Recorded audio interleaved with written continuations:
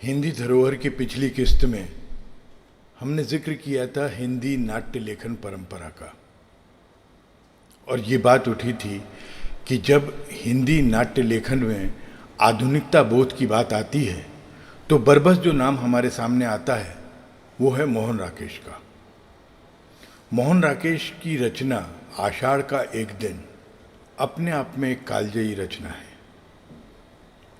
आषाढ़ के एक दिन ने दरअसल हिंदी नाट्य लेखन को एक नया आयाम दिया। मैंने जिक्र किया था कि 1978 में मैंने आषाढ़ का एक दिन में प्रोटैगनिस्ट कालिदास की भूमिका की थी और मेरा वो अनुभव एक बहुत विचित्र, बहुत अद्भुत अनुभव था, क्योंकि मंचन का दिन आते आते मुझे नाटक के एंटेगोनिस्ट विलोम के संवाद, सभी संवाद करीब करीब याद हो गए थे। ये एक अनोखी बात थी। हिंदी धरोहर की पिछली किस्त में मैंने कालिदास के तृतीय अंक के संवादों की प्रस्तुति की थी। आज की इस कड़ी में मैं विलोम के तृतीय अंक के संवादों की प्रस्तुति आपके समक्ष प्रस्तुत कर रहा हूं।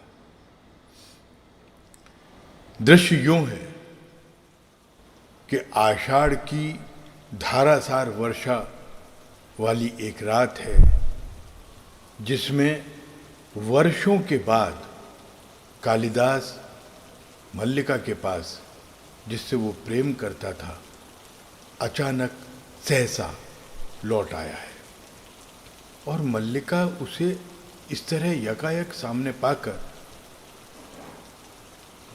स्तब्ध रह जाती है। कालिदास अपने मन का सारा उद्वेलन उसके समक्ष प्रस्तुत कर देता है, सारा मन का ज्वार उसके सामने निकाल कर रख देता है। किंतु तभी अंदर से, भीतर के प्रकोष्ठ से एक बच्ची के रोने का स्वर आता है। वो आवाज सुनकर कालिदास पूछता है मल्लिका से, किसके रोने का स्वर है ये? और मल्लिका कहती है, ये मेरा वर्तमान है। ये कहकर मल्लिका भीतर चली आती है और तभी विलोम वहां आता है। विलोम पूरी तरह नशे में है। भीगे दिन में फिसल कर गिरे और गिरे खाई में। कितनी बार कहा है भैया विलोम बहुत ऊंचे मत चढ़ा करो, परंतु भैया विलोम क्यों मानने लगे।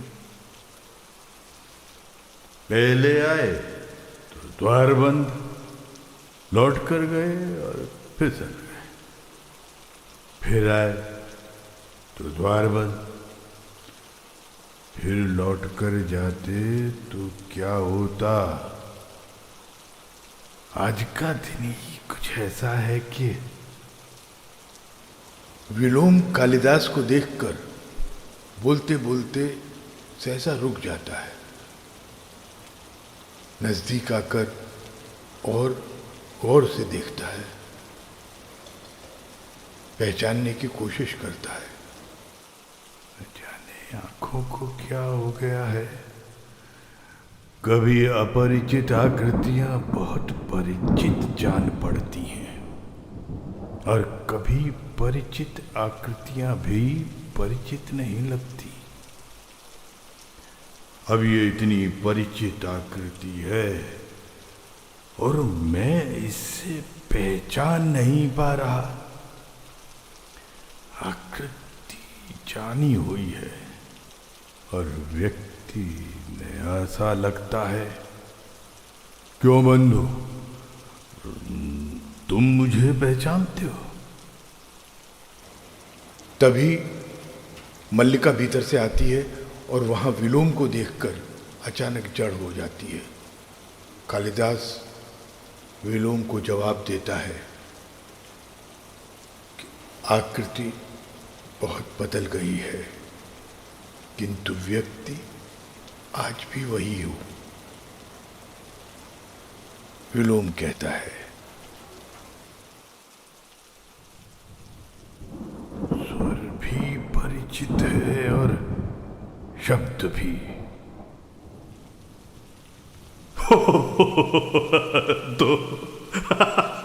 तो तुम हो, तुम। गिरने और चोट खाने का सारा कष्ट दूर हो गया।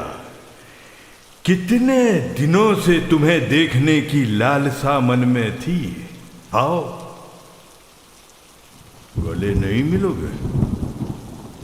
मेरा शरीर मैला है इसलिए, या मुझी से घृणा है?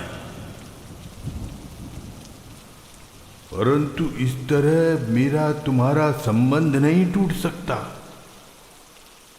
तुमने कहा था ना कि हम एक दूसरे के बहुत निकट पड़ते हैं, नहीं कहा था? मैंने इन वर्षों में उस निकटता में अंतर नहीं आने दिया। मैं तो समझता हूं कि अब हम एक दूसरे के और निकट पड़ते हैं। क्यों मल्लिका, मैं ठीक नहीं कहता? तुम वहां स्तंभित सी क्यों खड़ी हो? विलोम अब इस घर में अयाचित अतिथि नहीं है, अब तो वो अधिकार से आता है। नहीं, अब तो वो इस घर में कालिदास का स्वागत और आतिथ्य कर सकता है, नहीं? कहोगे कितनी आकस्मिक बात है कि तब भी मुझसे इसी घर में भेंट हुई थी और आज भी यही हुई है। परंतु सच मानो, ये आकस्मिक बात नहीं है। तुम जब भी आते हमारी भेंट यहीं होती। मल्लिका, तुमने अब तक कालिदास के आतिथ्य का उपक्रम नहीं किया। वर्षों के बाद एक अतिथि घर में आए और उसका आतिथ्य न हो। जानती हो, कालिदास को इस प्रदेश के हरण शावकों का कितना मोह है। एक हरण शावक इस घर में भी है। तुमने मल्लिका की बच्ची को नहीं देखा? उसकी आंखें किसी हरण शावक से कम सुंदर नहीं है। और जानते हो अष्टावक्र क्या कहता है? कहता है, मल्लिका सहसा उसे रोकती है, आर्य विलोम।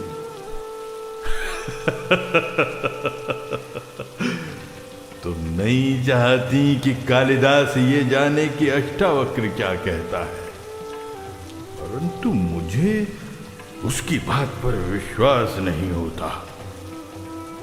मैं इसलिए कह रहा था कि संभव है कालिदास ही देखकर बता सके कि अष्टावक्र की बात कहां तक सच है। क्या बच्ची की आकृति सचमुच विलोम से मिलती है या? चलो देखोगे? मल्लिका हाथों में मुंह छिपा लेती है। कालिदास विलोम को कहता है, तुम इस समय यहां से चले जाओ विलोम।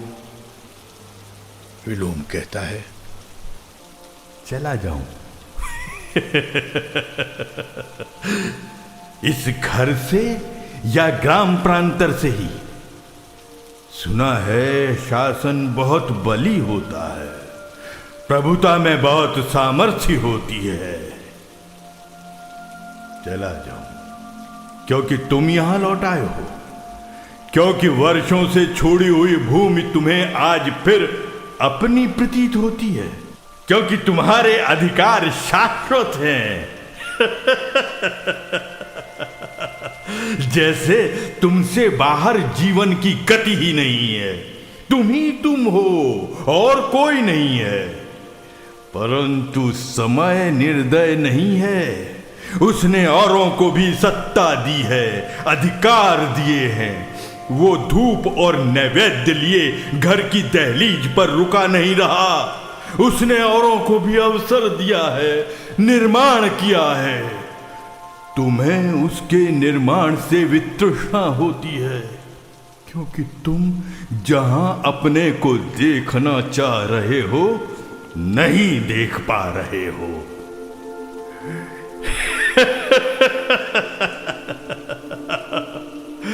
तुम चाहते हो मैं इस समय यहां से चला जाऊं। मैं चला जाता हूं इसलिए नहीं कि तुम आदेश देते हो, परंतु इसलिए कि तुम आज यहां एक अतिथि हो, और अतिथि की इच्छा का मान होना ही चाहिए। जाता हूं। देखना मल्लिका, आतिथ्य में कोई कमी न रहे।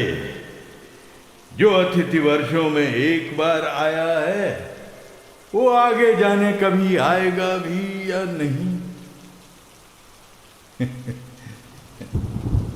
विलोम चला जाता है।